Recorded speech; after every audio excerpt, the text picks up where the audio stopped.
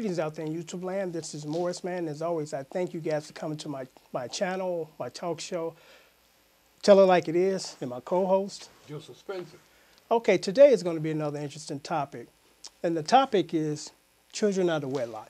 Because people have asked me throughout the years, and I'm sure they've asked you and everybody else, what would you say was one of your biggest accomplishments in your life? And when people ask me that question, they're surprised with my answer because it's not the music, it's not the music awards, it's not the education, it's not the careers that I had. It's the fact that I've never had a child out of wedlock. Because that was something that my mother frowned on. My mother had 10 kids. So because I watched the show Everybody Hates Chris. And the character, his mother, she was saying, don't bring no babies in this house. And it's so funny because that's exactly what my mother used to say in the 70s. Don't bring no kids up in this house. And none of us did, because, I consider myself a mama's boy. I love my mom and my dad too, not taking away the love from him, but me and my mother had a really special bond. I really respect her, really loved her, and she really took care of all of us. So I did not want to disappoint her by no means. She was the last person on this planet that I wanted to disappoint. So that was one reason why, there was no kids outside of a wedding. I have one daughter, and I was married to her mom when she was conceived. We tried to keep it traditional, because it was working. Traditional stuff was working as opposed to nowadays, you got these people that got kids outside of a marriage and with multiple partners, and it's like I look at the lives of most of these kids and they end up in jail or in trouble somewhere down the line. And that's one of the reasons why, because they didn't have that foundation to spring off on in life and to be successful.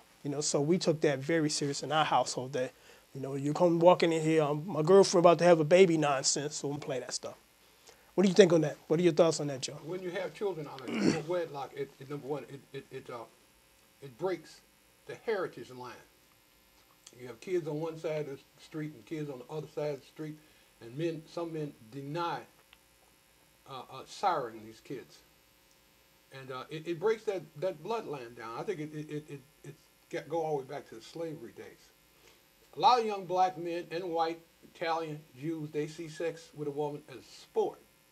It's not a sport. You bring a life into the world. This is your bloodline. And we mentioned this, talked about this off air, as opposed to, like you said, when you were growing up in the 50s and the 60s, men were secretively having kids all over the town. All over the town. But what's different versus then versus now is it's acceptable to be walking around with 2 kids, you're not married, and the men that fathered these children are no longer even around.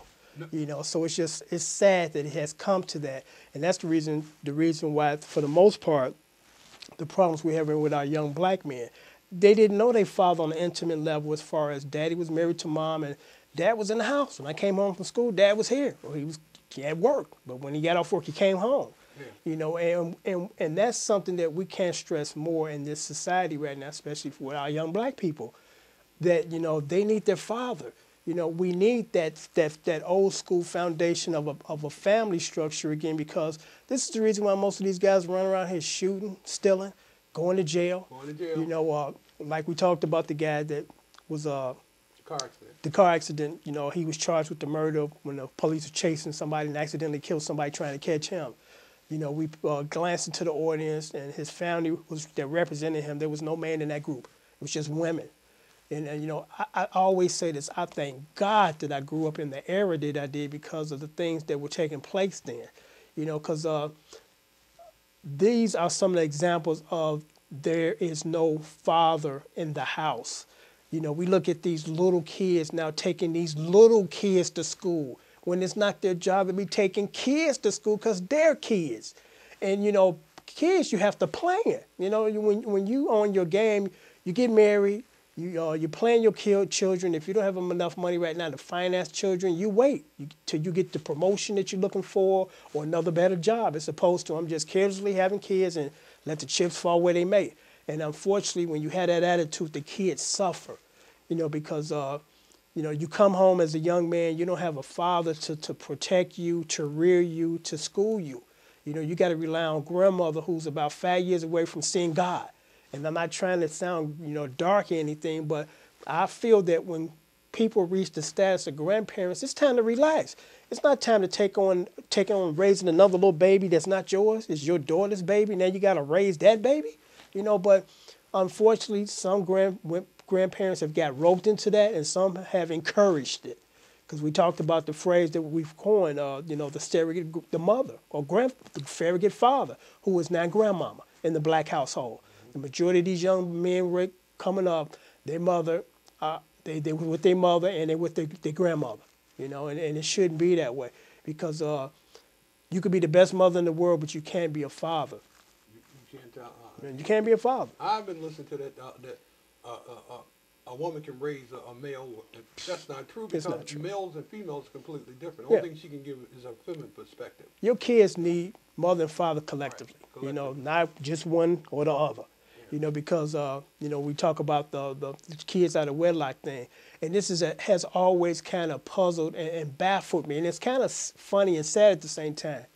We live in a country where you can walk into a grocery store and get anything off the shelf, but you go in there to get protective, means as far as condoms, they all cased up and glassed up and locked up.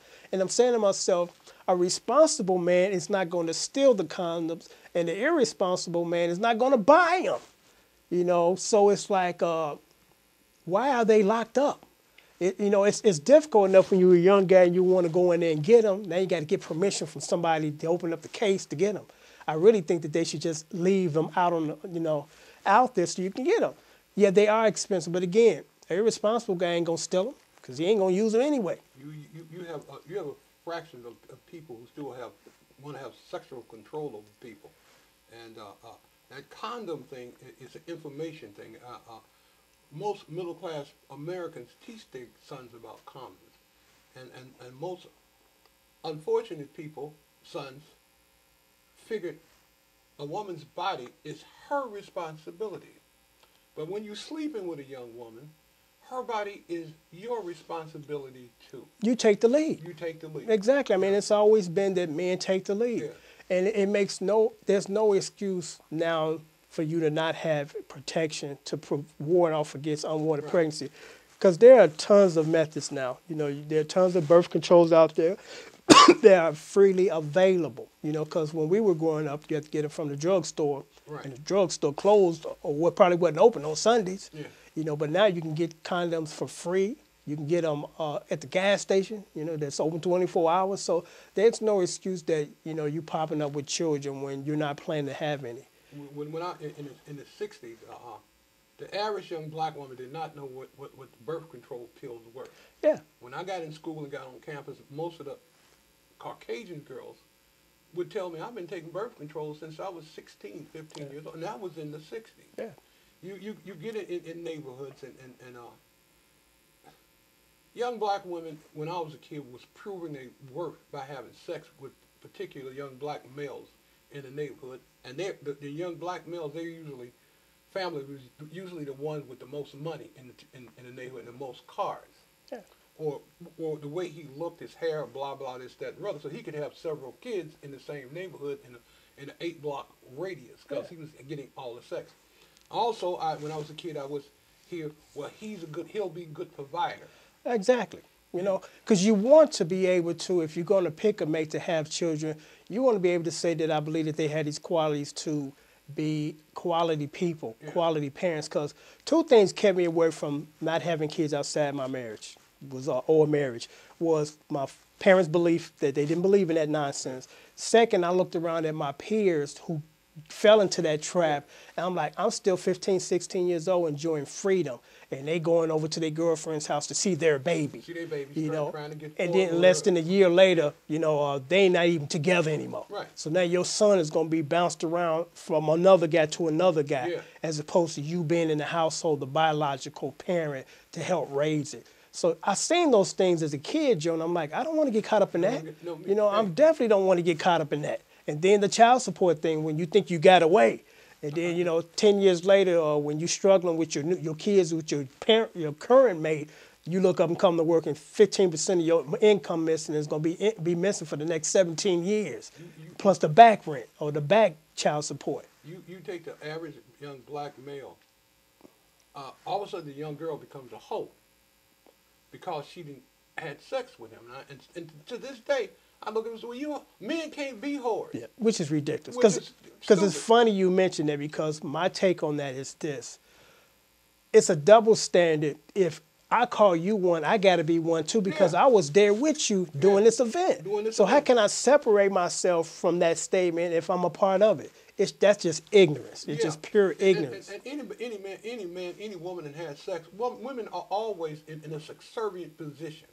She yields herself to you. Yeah. Even if she's on the top, you still got. We're the skipper of the vessel. Yeah, we're the skipper of the vessel. And we need to act like that. Yeah. But unfortunately, on this particular episode, our show is kind of running down. Or should I say, we have to top this one off. So, you know, my advice to these young men and women is, don't just lay down with anybody and have kids, because kids are a long-term investment, and you need to be aware that this is a big commitment. So don't carelessly get involved into a situation where you're fathering children all over the city, because these children are the ones that are going to suffer as a result of your lack of maturity and insight as far as being a good parent. You know, any closing remarks? Make it quick. Pornography is not making love. Think about who you want to leave your DNA in.